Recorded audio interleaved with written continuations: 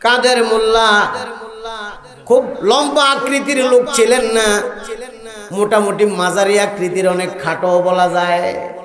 ফাঁসির মঞ্চে যখন নিয়ে যাবে ওই জেলখানার পুলিশগুলা বলল চলেন, উনি আগে আগে যাচ্ছেন। পুলিশরা হাইটা কুলাতে পারছে না, কর্মকর্তারা বলল স্যার আর একটু আস্তে হাঁটেন, আমরা আপনার সাথে হাইটা কুলাই না। আল্লাহু আকবার। আমি তো বলি উনি ফাঁসির মঞ্চে যাওয়ার সময় ফাঁসির রশির ভিতরে দিয়া আল্লাহ রাব্বুল আলামিনের জান্নাতুল ফিরদাউসের সিঁড়ি দেখতে পেয়েছেন, আর উনি দৌড়ায় যাচ্ছেন যে আমার দেরি করলে চলবে না। ঠিক কি না বলা মুসলমান? আল্লাহু আকবার। আমার বন্ধুরা, আল্লাহ রাব্বুল আলামিন তো ওই লোকগুলার জন্যই বলছেন কদ আফলাহাল মুমিনুন, সফল তো তারা যারা এরকম ঈমান এনেছে। আল্লাহ রাব্বুল আলামিন ইতিহাসের বাঁকে বাঁকে ঘটনাগুলো রেখে দিয়েছেন। প্রবল পরাক্রমশালী দুর্দণ্ড প্রতাপের অধিকারী ফেরাউন, তার বিবিকে আল্লাহ রাব্বুল আলামিন মুসলমান হিসাবে কবুল করেছেন। সারা দেশের লোকজনরে বলে আনা রব্বুকুমুল আলা, আমি তোমাদের খোদা, আমি সব দেই। পৃথিবীতে এমন কোন শক্তি নাই যে আমারে নামাতে পারে। ওই ফেরাউনের মেয়েটা মাথার চুল আশ্রয় যে কাজের মেয়েটা, হাত থেকে চিরুনিটা পড়ে গেছে। এবার ওই চিরুনিটা লওয়ার সময় বলল বিসমিল্লাহির রহমানির রহিম। ফেরাউনের মেয়ে জিজ্ঞাসা করলো ওমা ওমা, এই খোদার বাড়ি থেকে তুমি আবার কার নাম কও? তুমি কোন রবের কথা বলো? কে তোমার রব? ফেরাউনের বাড়ির কাজের মহিলাটা, ওই কাজের মহিলাটা বলে দিল রে ফেরাউনের মেয়ে, শোনো, আমি ওই রবের নাম উচ্চারণ করেছি যেই রব আমারও রব, তোমারও রব, তোমার বাবা ফেরাউনেরও রব। সুবহানাল্লাহ। তিনি শুধু আমার রব না, আমার তোমার तमाम পৃথিবীর সবার, এমনকি তোমার বাবা ফেরাউনেরও কি রব। মেয়ে যায় বাবার কাছে লাগাইব, বাবা আপনি যে মাতব্বরি করতেছেন, বড় বড় কথা বলতেছেন, জানেন আপনার সেই কৃতদাসীটা, অর্থাৎ আমার খেদমত করে যে মহিলাটা, এই মহিলা কিন্তু আল্লাহকে রব মানে। আমার বন্ধুরা, ফেরাউন রেগে গেল। গরম তেল অথবা গরম পানি, দুইটা বর্ণনাই আছে। তার ছোট্ট ছোট্ট সন্তানগুলোকে গরম তেল গরম পানির মধ্যে ছেড়ে দিয়েছে। টকবক টকবক ফুটন্ত তেলের মধ্যে ছেড়ে দেওয়ার সঙ্গে সঙ্গে গোশতগুলো আলাদা হয়ে গেছে, হাড্ডিগুলো খুলে পড়ে গেছে, শাহাদাত বরণ করেছে। ওই মহিলাটাকেও মেরে দিয়েছে। আর সবাই শহীদ হয়ে আল্লাহ রব্বুল আলামিনের দরবারে চলে গেছে। ঈমানটাকে একটু মিলান। আমি আপনি ওই ইমানদার, আর তারাও ইমানদার। ফেরাউন আয়েশা বিবিকে বলল, ও বিবি, ওই কাজের মেয়েটা আল্লাহ কেন বলে ডাকে, আল্লাহকে মানে, এই জন্য তাকে মৃত্যুদণ্ড দিয়েছি গরম তেলের মধ্যে, গরম পানির মধ্যে। আসিয়া কয় আমি নিজেও এটা জানি। কন্যা সুবহানাল্লাহ। তুমি জানো কেমনে? আসিয়া ডেকে বলেন, স্বামী, ওই মহিলা এবং তার বাচ্চা তুমি যখন মৃত্যুদণ্ড কার্যকর করেছ, তখন তাদের আত্মাগুলোকে নিয়ে ফেরেশতারা কাড়াকাড়ি করছে, কার আগে কোন ফেরেশতা তাদেরকে আলায়ে ইল্লিনে পৌঁছায় দেবে। ওই দৃশ্য আমি আসিয়া নিজের চোখে দেখেছি। তো তুমিও দেখি ওই লাইনে কথা কও, কমু না? আমিও তো মুসা আলাইহিস সালামের উপরে কালমা, তার হাতে কালমা পড়ে মুসলমান হয়ে গেছি। আর যাই কই, যে সারা দেশের খোদা হয়ে বসে আছে, তার বাড়িতেই তার বিবি তারে খোদা মানে না। হামান সহ সভাসদের সাথে পরামর্শ করলো। ব্যাপারটা কি? আমি বাড়ি হলিয়ে মানাইতে পারি না, তো আমি কেমন খোদা? হামান বুদ্ধি দিল, তারেও মেরে দাও, তবে মারতে হবে দৃষ্টান্তমূলক শাস্তি দিয়া, দেখে যেন আরো ঈমান আনার চেষ্টা যারা করে ওই নতুন ঈমানদাররা যেন সতর্ক হয়ে যায়। খোলা মাঠে নিয়ে গেল, চার হাত পাও চারদিকে দিয়া পেরেক মেরে দিল। আল্লাহ রাব্বুল আলামিন পেরেকওয়ালা ফেরাউন কোরআনে বলেছেন, চারদিকে পেরেক মেরে দিয়া চিৎ করে শোয়া রাখলো যখন, তখনও আসিয়া আল্লাহ রাব্বুল আলামিনের ঈমানের কালমা পড়ে, লা ইলাহা ইল্লাল্লাহু মুসা কালিমুল্লাহ। আল্লাহু আকবার। ফেরাউন কাছে গেছে, ব্যাপারটা কি? এরকম শাস্তি দাও, তুমি টলো না? তুমি এটা কি কালমা পড়তেছ? এই কালমার এত পাওয়ার কেন? এই ঈমানের এত পাওয়ার কেন? তোমার এত শাস্তি দিচ্ছি, চার হাতে পায়ে পেরেক মেরে জমিনে চিৎপটাং করে শোয়া, সূর্যের দিকে তোমার চেহারাটা ফিরিয়ে দিয়েছি, এমত অবস্থায়ও তোমার ওই কালমা ছাড়তে মন চায় না, ওই ঈমান তুমি ছাড়তে পারো না।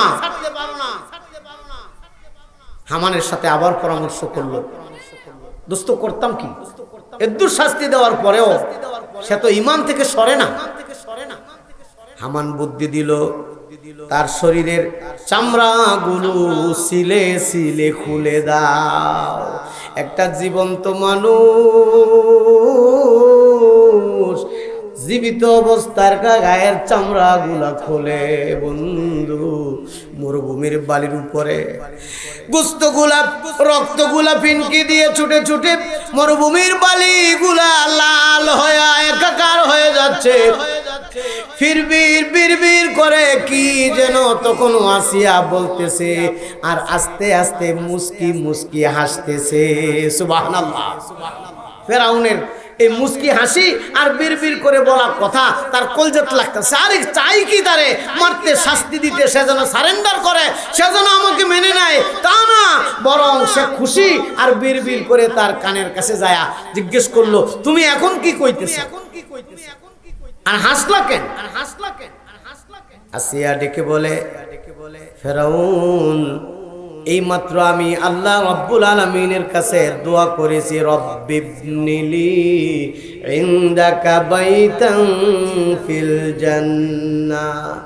আল্লাহ, তোমার কাছে তোমার জান্নাতে আমার জন্য একটা ঘর বানায়া দাও। সুবহানাল্লাহ। শুনছেন আপনারা গানে গানে সেই কথাটা, মালিক তুমি জান্নাতে তোমার পাশে আমায় একটা ঘর বানিয়ে দিও। আল্লাহু আকবার। আমাকে ফেরাউনের হাত থেকে মুক্ত করে দাও, তোমার পাশে জান্নাতে আমার জন্য একটা ঘর বানায় দাও। আমার আল্লাহ রাব্বুল আলামিনের কাছে এই দোয়াটা করেছি, আমার আল্লাহ এই দোয়াটা কবুল করেছেন। আর ফেরেশতাদেরকে দিয়া আমার জন্য তৈরি দবদবে সাদা মণি মুক্তার তৈরি ওই জান্নাতটা আমারে দেখায়া দিয়েছে। আসিয়া টেনশন করো না, আমার আল্লাহ তোমার জন্য এই বিশাল প্রাসাদটা বানায়েছে। ওই আল্লাহ তৈরি করা প্রাসাদটা আমার ঈমান আমলের বিনিময়ে দেখে একটা নজর, তোমার দেওয়া কষ্ট আমার কাছে আর কোনো কষ্ট মনে হয় না। সুবহানাল্লাহ। এই জন্য আমি হাসতেছি, আমার জীবন আর কতক্ষণ। সাহাবায়ে কেরাম নবীজির কাছে হাদিসে এই ঘটনা শুনে বললেন যে ফেরাউনের বিবির কি কষ্ট লাগে নাই? নবীজি বললেন, না, শহীদের মৃত্যুতে তার এই কষ্টগুলো দেওয়ার আগে আগে, গায়ে কষ্ট লাগার আগে আগে আল্লাহ রাব্বুল আলামিন তাকে জান্নাতি সুধা পান করে দেন, আর সে হাসতে হাসতে জান্নাতে চলে যায়। আল্লাহ কিন্তু তাদের কথাই বলেছেন, কাদ আফলাহাল মুমিনুন, যারা ঈমানদার তারা সফল হয়ে গেছে। এবং আমাদের দেশে লোকজন বলেও যে ঈমান যখন আনছি জান্নাতে তো যাবোই, এমন একটা কথা আছে নাকি প্রচলন? ঈমান আছে। এই ঈমানটা যে আল মুমিনুন, এটা হলো চাবি, জান্নাতের তালা খুলতে চাবি লাগবে। আবার আপনারা এটাও জানেন যে as-সালাতু মিফতাহুল জান্নাহ, নামাজ জান্নাতের চাবি, ঈমান জান্নাতের চাবি, নামাজ চাবি, যাকাত চাবি। সাহাবায়ে কেরাম বললেন, ইয়া রাসূলুল্লাহ চাবি কয়টা? নবীজি বলেন, চাবি তো একটা, ওই কত এতগুলা যে। নবীজি বলেন, তোমরা দেখেছো প্রত্যেকটা চাবির এরকম একটা কাঠি থাকে, একটা ডান্ডা, কি একটা ডান্ডা। ইল্লা ওয়ালাহা আসনান, এমন কোন চাবি নাই যে চাবির মধ্যে দাঁত থাকে না। দাঁত থাকে না, ছোট বড় বিভিন্ন রকমের দাঁত। নবীজি বুঝাইছে কি, খেয়াল করে চিন্তা করেন। খালি ডান্ডাটা দিয়ে ঘুরাইলে পরে তালা খুলবো? কথা বলেন, খুলবে? তাই এর সাথে কি লাগাইতে হবে? দাঁত। তার মানে কালিমা, ইমানদারের ঈমান, এটা হলো চাবির ডান্ডা। এর মধ্যে লাগাইতে হবে দাঁত, এর মধ্যে লাগাইতে হবে যেই দাঁত, ওই দাঁতটা হলো আল্লাযীনা হুম ফি সলাতিহিম খাশিউন। ঈমানদারের ওই চাবির ডান্ডার মধ্যে প্রথম যেই দাঁতটা লাগাতে হবে, ওই দাঁতের নাম হইল সালাত। এবং এটা বড় দাঁত, প্রথমেও আছে, আবার এই দাঁতের শেষের দিক দিয়েও আছে। দেখেন, এই দাঁতটা লাগাতে হবে। আল্লাহর কোন বান্দা এতদিন পর্যন্ত আল্লাহকে মানে নাই, আখিরাত মানে নাই, অমুসলিম কাফের, এই মাত্র আইসা যদি পড়ে লা ইলাহা ইল্লাল্লাহু মুহাম্মাদুর রাসূলুল্লাহ, এই কালমাটা পড়ার পর এই লোকটার উপরে সবার প্রথমে সবার আগে যেই কাজটা ফরজ, সেটা হলো আজকের যোহরের নামাজ। কি কি এই যোহরের নামাজ ফরজ, কারণ এখনো যোহরের ওয়াক্ত। এই লোকটার উপরে রোজা ফরজ হবে, সামনের রমজান মাসের চাঁদ উঠলে পরে এই লোকটার উপরে যাকাত ফরজ হবে।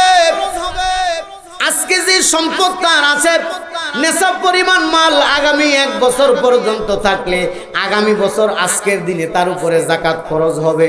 আবার যদি সম্পদ কমে যায়, যাকাতটাও আর দেওয়া লাগবে না। সম্পদ থাকলে হজ ফরজ হবে, সম্পদ যদি না থাকে তাহলে হজও ফরজ হবে না। মানে ওইগুলা যায় আসে, কিন্তু আসল যেটা দাঁত সেইটা হইল সালাত। এই সালাত লাগবেই। কিন্তু আমগর দেশে কিছু ইমানদার আছে, আমরা নামাজ পড়ি না ঠিক, কিন্তু ঈমান পুক্তা আছে। আছে কিনা এরকম মুসলমান? দেখছেন কি কয়, আল্লাহ কি কয় আর এই ব্যাককলে কি কয়? ব্যাককলে কয় নামাজ না পড়লেও বলে তার কি আছে, ঈমান আছে তো ডান্ডা আছে, খালি ডান্ডা দিয়ে তো চাবি তালা খোলে, সাথে কি লাগে? দাঁত। এই শক্ত দাঁত, বড় দাঁত হলো সালাত। এই সালাতের বাংলা হইল সেক দিয়া সোজা করা। বাংলা কি বুঝেন? আপনার যে জামাটা ধুইছেন, যে কুচ্ছিল পরে থুবড়া থুবড়া হয়ে গেছে, এটা পিনতে মানুষের সামনে যাওয়া যায় না। শুকানোর পরে এটা আবার বাজারে নিয়ে একটা দোকান আছে না, কি দোকান? লন্ড্রি। যা আমার এই কাপড়টা লন্ড্রি করে দাও। এইবার দেখবেন পাঞ্জাবিটারে হুতায়া, হ্যাঁ এই গরম জিনিসটা দিয়ে কি দেয়? সেক দেয়, হিট দেয়, দিয়ে জাতা দিলে পরে কুচকাল পাঞ্জাবি আর কুচকানো থাকে না, কি হয়? সোজা হয়ে যায়। এটার নাম সালাত। আরো সহজে বুঝেন, আগের দিনে কুন্দা চালাইছেন না আপনারা? কুন্দা নাও, এই যে লম্বা একটা মাহাল বাস দিয়ে চালাইছেন, এটার নাম লগি। বাজার থেকে একবারে সোজা দেখে একটা বাস কাইটা আনছেন, এরপরেও পুরো সোজা হয় না। এখন এটারে চাইছা একটু আধা হুক না কইরা খের দিয়া কতগুলো আগুন জ্বালায়া ওই বাসটারে হেনে দিয়া, যেখানে গাছের 2 কাইটা আছে ওখানে যাই দেখছি মুরব্বীরা টান দিছে। এইবার লগিটা টান টান সোজা। এই সেকা দিয়া সোজা করার নাম হলো সালাত। তাহলে আমরা তো এটার ইবাদত হিসাবে জানি, রুকু দেই, সেজদা দেই। তাহলে সেকেন্ড লগে এটার মিল কি? মিল হইল আপনার জীবনের মোড়ে মোড়ে কোথাও যদি বক্রতা থাকে, কোথাও যদি আল্লাহর নাফরমানি থাকে, কোথাও যদি আপনার 2 নম্বরই থাকে, রীতিমতো নিয়ম মতো সালাত আদায় করলে পরে সালাত আপনাকে ওই লোকগির মতো সোজা বানায় দেবে। সুবহানাল্লাহ।